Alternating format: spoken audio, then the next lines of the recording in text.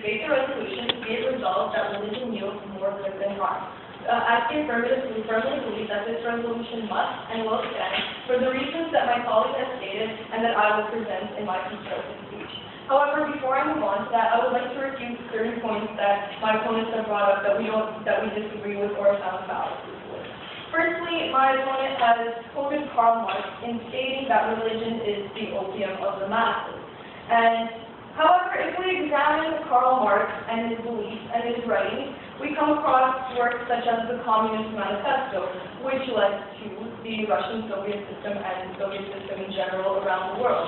And if we see in secular societies such as these that do not espouse religion or follow any doctrines like that, we see that there are still problems that arise from that, and genocides that do arise from systems like that. For example, the hunger in Ukraine that occurred as a result of the Soviet system. And so without religion to provide that kind of purpose and the virtue that it espouses, individuals end up causing harmful acts, and they only want to benefit themselves rather than society as a whole. Now, our opponents have also stated that it is not in the document that religion goes bad, but in its interpretation. And the interpretation brings in the nature of mankind, rather than religion itself. Therefore, it is a fallacy of human beings where the harm arises from, rather than the yield of the religion. Furthermore, our opponents constantly state that religion doesn't necessarily lead to good, and they quote various individuals that have utilized it for means that they don't think are very good, and have quoted historical examples. Now, going along with what my colleague has stated about the Spanish Inquisition, we seek to prove that good isn't something that is objective, but is rather a product of the context of a particular era. Now, saying that good is objective is a very presentist notion, because all individuals did not have the same beliefs across space and time. With the Spanish Inquisition, the Church sought to eliminate individuals that they believed were cancerous or detrimental towards society. However, before they did so, they gave the individuals an opportunity to convert, and they thought that they were saving their souls, so that is in itself intrinsically a good.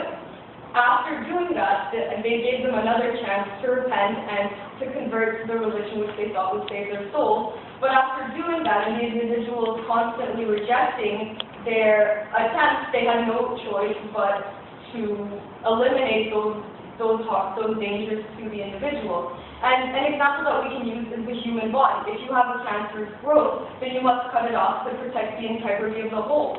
Now, if it keeps spreading, then you cut off the hand and the arm and so on, but overall, it preserves the human being, and in that way, the Spanish Inquisition is thought to protect the good as it's thought, and in that way, we have to acknowledge that the yield was not harmful in the context it was presented within. Furthermore, my opponents they cite extremists, stating that their yields are obviously not as good as religion would intend them to be.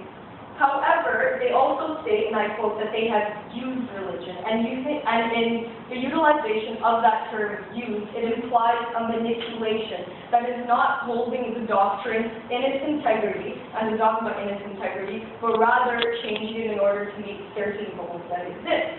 Religion in itself, in its core, it has virtues that it espouses, such as unity, such as character building, compassion, as my colleague has stated. And religion on a daily basis provides consolation for individuals.